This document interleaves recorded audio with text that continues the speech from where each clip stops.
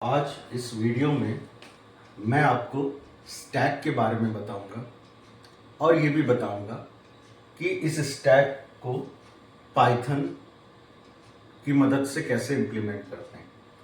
Stack क्या होता है? स्टैक एक डेटा स्ट्रक्चर होता है जो लीफो प्रॉपर्टी को सपोर्ट करता है। LIFO property means last in first out. जो एलिमेंट सबसे लास्ट में स्टैक में आएगा वो सबसे पहले रिमूव होगा, सबसे पहले हटेगा। इसको मैं और आसान शब्दों में बताता हूं, इजी वर्ड्स में बताता हूं कि आप देखेंगे यहां पर एक डिक्शनरी बनी हुई है, यहां पर एक डिक्शनरी है और डिक्शनरी आप जानते हैं कॉम्बिनेशन ऑफ की एंड वैल्यूज। जो डिक्शनरी होती है उसमें की और वैल्यू का कॉम्बिनेशन होता है। अब इस डिक्शनरी में तीन आइटम्स हैं, तीन आइटम्स में तीन कीज हैं ए, बी और सी, और तीन वैल्यूज हैं 90, 60 और 80। ए अगर की है तो उसकी वैल्यू 90 है, बी की वैल्यू 60 है और सी की वैल्यू 80 है। और इनका जो कॉम्बिनेशन होता है उसको हम कहते हैं आइटम्स। हम क्या करेंगे, इस डिक्शनरी के कंटेंट को लिस्ट में स्टोर करेंगे और उसके बाद कंटेंट को रिमूव करेंगे। ऐसे रिमूव करेंगे कि जो एलिमेंट लास्ट में लिस्ट में आएगा वो सबसे पहले रिमूव होगा, फिर second last element and so on. अब इसको कैसे करेंगे आइए इस प्रोग्राम की मदद से देखते हैं। अब यहां पर एक प्रोग्राम लिखा हुआ है, इसको समझते हैं। सबसे पहले देखिए यहां पे डेफ मीन्स यहां पर एक फंक्शन आप डिफाइन कर रहे हैं। फंक्शन का नाम क्या है? S push. फंक्शन का नाम कुछ भी हो सकता है, लेकिन स्टैक में दो फंक्शन है इसमें। एक फंक्शन जो कि एस पुश है, उसकी मदद से हम क्या करेंगे, डिक्शनरी के एलिमेंट्स को लिस्ट में ऐड करेंगे और इसके अंदर दो पैरामीटर्स हैं डी और एस। लेकिन आप जानते हैं फंक्शन तब नहीं एग्जीक्यूट होता है जब आप उसको डिफाइन करते हैं। फंक्शन तब एग्जीक्यूट होगा जब हम उसको कॉल करेंगे। तो यहां पे क्योंकि हम इसको डिफाइन कर रहे हैं तो ये एग्जीक्यूट नहीं होगा।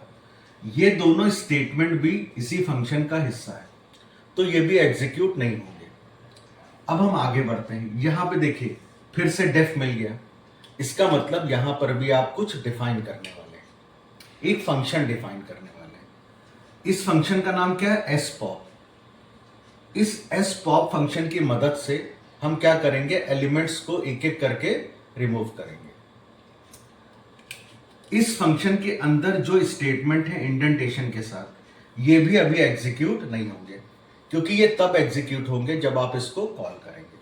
अब सीधे हम यहां से प्रोग्राम शुरू करते हैं। यहां पे आप देख सकते हैं कि डी एक डिक्शनरी है क्योंकि डिक्शनरी का सिंबल ये होता है।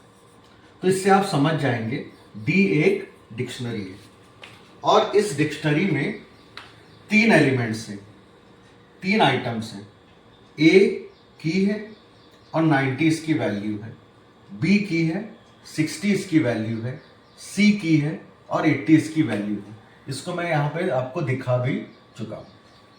और एक लिस्ट है एस करके, और आप देख सकते हैं ये लिस्ट बिल्कुल खाली है। यहां पर आप देख सकते हैं ये लिस्ट बिल्कुल खाली है। अब हम क्या करेंगे, एक एक करके इन दोनों फंक्शन को एग्जीक्यूट करेंगे। मैंने आपको बताया था फंक्शन तब नहीं एग्जीक्यूट होता है जब आप उसको कॉल करते हैं। फंक्शन तब एग्जीक्यूट होता है तब नहीं एग्जीक्यूट होता है जब आप उसको डिफाइन करते हैं। फंक्शन तब एग्जीक्यूट होता है जब आप उसको कॉल करते हैं। तो एक एक करके अब इन फंक्शन को हम एग्जीक्यूट करेंगे। अब हम क्या करेंगे, पुश फंक्शन को कॉल करेंगे। पुश फंक्शन को कॉल करने के लिए या एस पुश फंक्शन को कॉल करेंगे। इसको कॉल करने के लिए यहां पे आप क्या करेंगे, फंक्शन का नाम लिख देंगे। यहां पे लिख दीजिए एस पुश और इसके अंदर हम दो पैरामीटर्स को पास करेंगे। पहला पैरामीटर क्या है, डिक्शनरी, जिसका नाम है यहां पे डी, और दूसरा पैरामीटर है एस जो एज अ स्टैक काम करेगा, यहां पे लिस्ट। जैसे ही आप फंक्शन को कॉल करेंगे कंट्रोल उस लोकेशन पे जंप कर जाएगा जहां पे वो डिफाइन है। ये जो डी की वैल्यू है इस डी में आ जाएगी, ये जो एस की वैल्यू है ये इस एस में आ जाएगी। अब आप ध्यान से सुनिएगा, यहां पर हमने लिखा है फॉर जेड इन डी। यहां पे डी क्या है? डिक्शनरी। जब आप इस तरह से फॉर लूप यूज करते हैं तो डिक्शनरी से या यहां पे जो भी सीक्वेंस होता है, जो भी ऑब्जेक्ट होता है, उससे एक एक एलिमेंट इस जेड में आते चले जाएंगे। अब अगर आप इस डिक्शनरी को देखेंगे तो यहां पे की भी है और वैल्यू भी है। अब आएगा क्या? आ तो एक ही एलिमेंट सकता है, या तो की आएगी या तो वैल्यू आएगी। तो जब आप लिखते हैं फॉर जेड इन डी और अगर यहां पे डिक्शनरी होती है तो की आएगी। क्या? सबसे पहले ए वाली की जेड में आ जाएगी, फिर बी वाली की जेड में आ जाएगी और फिर सी वाली की जेड में आ जाएगी। तो सबसे पहले जो है ए जो है वो जेड में आ जाएगा। अब आपने यहां पे लिखा एस, एस यानी ये लिस्ट जो हमारे केस में एज अ स्टैक काम करेगा। डॉट अपेंड, अपेंड क्या करेगा? इस लिस्ट में जेड एलिमेंट को ऐड कर देगा जिसकी वैल्यू यहां पे ए है, तो यहां पे ए जाके ऐड हो जाएगा। इसके बाद लिस्ट से, इस डिक्शनरी से जेड में बी आ जाएगा, क्योंकि आप जो भी एलिमेंट डी में है वो जेड में आ जाएगा। फिर आपने लिखा एस डॉट अपेंड, अपेंड क्या करेगा? लास्ट में जाके ऐड कर देगा, तो यहां पे बी ऐड हो जाएगा। अब एग्जाम में यह भी हो सकता है कि वो आपसे कहें कि सीधे सीधे ऐड नहीं करना है, आपको स्टैक में या लिस्ट में उन्हीं एलिमेंट्स को ऐड करना है जिनकी वैल्यू 75 से ऊपर है। अब जिनकी वैल्यू 75 से ऊपर है, तो इस केस में अब यहां पर हम एक कंडीशन डाल रहे हैं, और कंडीशन क्या है कि एलिमेंट को तो ऐड करना है, की को तो ऐड करना है, लेकिन उन्हीं कीज को ऐड करना है जहां पे वैल्यू 75 से ऊपर है। अब यहां पर आप देख सकते हैं, सबसे पहले हमने लिखा फॉर जेड इन डी, इसका मतलब डी में से जो पहली की है वो जेड में आ गई, जेड में आ गई ए। अब आपको करना क्या है? इस ए को स्टैक में तो ऐड करना है, लेकिन ये ए तभी ऐड होगा जब इसकी वैल्यू 90 के ऊपर है। तो अब हमको चेक करना पड़ेगा क्या इसकी वैल्यू 90 के ऊपर है। इसके लिए हमें क्या करना पड़ेगा? एक कंडीशन लगानी पड़ेगी। तो कंडीशन लगाने के लिए हम क्या करते हैं? इफ की मदद लेते हैं। यहां पे हमने लिखा इफ। अब कंडीशन किस पे लगानी है? वैल्यू पे लगानी है। अगर की पे लगानी होती तो हम सीधे सीधे जेड लिख देते, लेकिन अगर वैल्यू पर लगानी है, वैल्यू निकालने के लिए आपको डिक्शनरी के नाम का भी सहारा लेना पड़ेगा और इस वेरिएबल का भी सहारा लेना पड़ेगा। तो अगर आप केवल z लिखते हैं मतलब a b c, लेकिन अगर आप यहां पे d और z दोनों लिख देते हैं, इसको और इसको दोनों को लिख देते हैं, तो हम क्या करेंगे? वैल्यू तक पहुंच जाएंगे। अब dz मीन्स 90, क्या ये ग्रेटर देन 75 है? बिल्कुल है, 90 इज ग्रेटर देन 75। तो क्योंकि 90 जो है वो 75 से ज्यादा है तो वो इसमें अपेंड हो जाएगा। तो हमने यहां पे लिखा s डॉट अपेंड, और क्या अपेंड किया? z। तो s में z की वैल्यू जो कि a है वो अपेंड हो जाएगी। अब फिर से ये लूप एग्जीक्यूट होगा, अगली बार z में आ जाएगा b। अब अगर z में b है तो इसकी जो वैल्यू है, हम यहां पे डिक्शनरी का नाम भी लेंगे, यहां पे चेक करेंगे dz जो कि है 60। क्या dz की वैल्यू ग्रेटर देन 75 है? बिल्कुल नहीं है, तो ये स्टेटमेंट एग्जीक्यूट नहीं होगा। अब c को फेच करेगा, अब z में आ जाएगा c। अब अगर z में c है तो dz में क्या आ जाएगी? c की वैल्यू। तो c की वैल्यू क्या है? 80। क्या 80 ग्रेटर देन 75 है? बिल्कुल है, तो ये क्या हो जाएगा? s नाम की लिस्ट में अपेंड हो जाएगा। क्या अपेंड हो जाएगा? z की वैल्यू जो कि b है, बिल्कुल लास्ट में अपेंड हो जाएगी।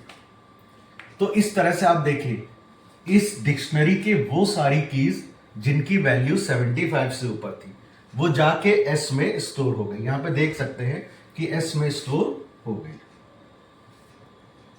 तो आपने देखा कि हमने स्टैक को क्रिएट कर दिया, हमने स्टैक में एलिमेंट को ऐड कर दिया। अब हम क्या करेंगे, अगर ये वास्तव में स्टैक है तो हम इसके एलिमेंट्स को रिमूव करेंगे, और रिमूव ऐसे करेंगे कि जो लास्ट एलिमेंट है वो सबसे पहले रिमूव होगा, उसके बाद सेकेंड लास्ट, और इस तरह से एलिमेंट रिमूव होते चले जाएंगे। अब इसके लिए हम क्या करेंगे, इस spop नाम के फंक्शन को कॉल करेंगे।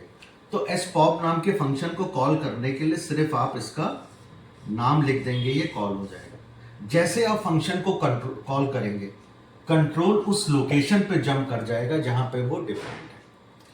अब देखिए इसमें पहला स्टेटमेंट देखिए, यहां पर हमने while लूप का यूज किया, और while लूप के अंदर हम क्या करते हैं, कंडीशन को मेंशन करते हैं। जब तक ये कंडीशन ट्रू रहेगी तब तक ये while लूप के अंदर के स्टेटमेंट एग्जीक्यूट होते रहेंगे। जैसे ही कंडीशन फॉल्स होगी, कंट्रोल लूप के बाहर आ जाएगा। अब कंडीशन क्या है, s not equal to empty. जब तक s के अंदर एलिमेंट्स हैं तब तक लूप एग्जीक्यूट होता रहेगा, तब तक ये दोनों स्टेटमेंट एग्जीक्यूट होते रहेंगे। फिर से मैं रिपीट कर रहा हूं, s not equal to empty. इसका मतलब क्या हुआ, जब तक s इस लिस्ट के अंदर एलिमेंट है तब तक लूप के अंदर जो इंस्ट्रक्शंस हैं, स्टेटमेंट है, वो एग्जीक्यूट होते ही रहेंगे। अब देखिए इसमें पहला स्टेटमेंट क्या है, s.pop। आपको पता है पॉप फंक्शन क्या करता है, लिस्ट में से आखिरी एलिमेंट को रिमूव करेगा, जो हमारे केस में b है, और किस में स्टोर कर देगा, z में। तो ये जो b एलिमेंट था वो किस में आ गया, z में। जब हमने प्रिंट z लिखा तो यहां पर आ गया b स्क्रीन पर डिस्प्ले हो गया। फिर से ऊपर जाएगा, चेक करेगा, s not equal to empty, मतलब s के अंदर एलिमेंट है, बिल्कुल है। फिर से ये स्टेटमेंट एग्जीक्यूट होगा, s.pop। इसका मतलब है s नाम की जो लिस्ट है उससे आखिरी एलिमेंट को रिमूव करो, पॉप करो, और जो भी एलिमेंट रिमूव होगा वो z में स्टोर कर दो। तो ये क्या करेगा, इस एलिमेंट को रिमूव करेगा और z में स्टोर कर देगा। z में आ जाएगा a।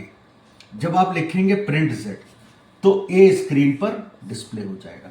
अब देखिए लिस्ट में पहले a था फिर b था, लेकिन जब हमने रिमूव किया तो पहले b निकला फिर a निकला, लास्ट एलिमेंट पहले निकला।